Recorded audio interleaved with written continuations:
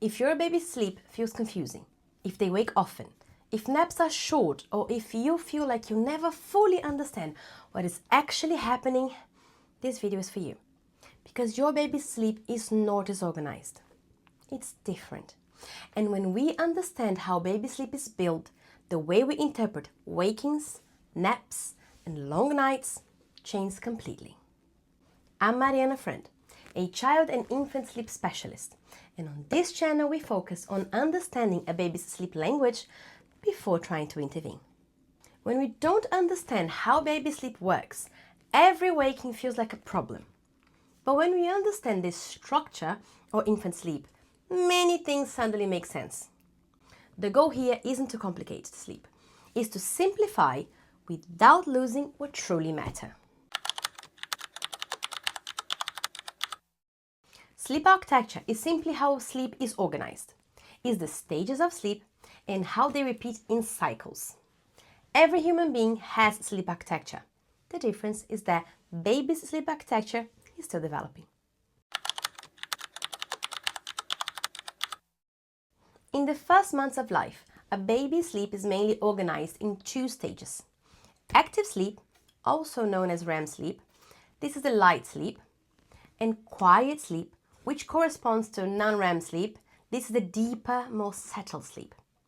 The biggest difference from adult sleep is the proportion of these stages and the duration of the sleep cycles. Babies spend much more time in active REM sleep, while adults have longer, more stable cycles and more deep sleep. Active sleep is incredibly important. This is where much of the work happens. During REM sleep, a baby's brain is actively developing and processing experiences. During this stage, it's common to see body movements, facial expressions, rapid eye movement, and irregular breathing. In the early life, a newborn can spend up to 70% of their sleep in REM sleep. In adults, the number is closer to 30%. This isn't excess, this is brain development. But because the sleep is lighter, babies are also more prone to waking. Quiet sleep, or non-REM sleep, is more stable. Breathing becomes regular, the body is still, the baby appears deeply relaxed. This stage is essential for physical recovery and bodily rest. To understand how baby sleep works, imagine a staircase. The baby falls asleep in lighter sleep, right here on the top. They slowly move down the steps into deeper sleep. They reach deep sleep, stay here for a while, and then begin to move back up the staircase towards lighter sleep again. When they reach light sleep again, this one sleep cycle is complete and they start the process all over again. During this transition between sleep cycles, the micro-wakings often happen. Another key difference between adult and baby sleep is the length of these sleep cycles. Baby sleep cycles are shorter, on average 40 to 50 minutes.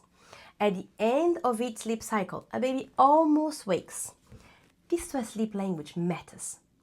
Is this baby simply transitioning between sleep cycles, or do they truly need support? That's what needs to be understood before responding. Not every micro-waking becomes a full waking. And very often, what the adult does in that moment determines whether the baby returns to sleep peacefully or wakes fully. Early in life, baby sleep is polyphasic. That means baby sleep in multiple blocks across the day and night. There isn't yet a clear separation between daytime sleep and nighttime sleep.